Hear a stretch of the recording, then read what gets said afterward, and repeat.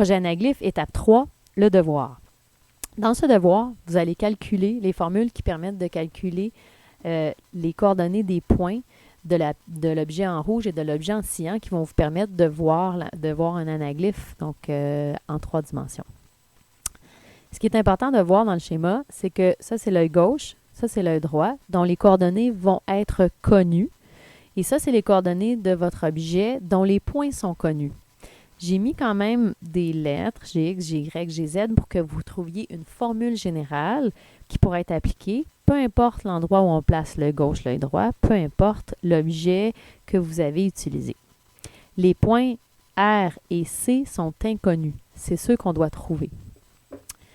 Donc, par exemple, si on commence par le point cyan qu'on cherche, c'est X, Y, c'est Z, on voit qu'il est à l'intersection de la droite cyan, qui passe par les points connus G et P, et l'intersection du plan, à l'intersection du plan Y au Z, qui passe par l'axe des Y et l'axe des Z. Vous êtes en mesure de trouver l'équation de cette droite. On vous demande les équations paramétriques.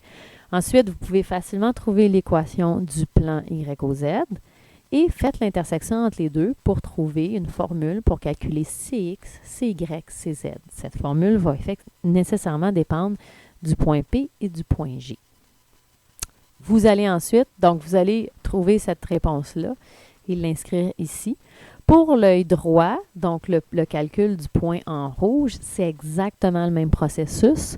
Vous allez peut-être même deviner à l'avance la formule. Mais si vous voulez le faire au long, vous pouvez le faire sur une feuille brouillon. On vous demande uniquement la réponse pour le point en rouge. Alors, bon travail. Quand vous aurez ces formules, vous serez prêt à aller au laboratoire pour créer votre anaglyphe.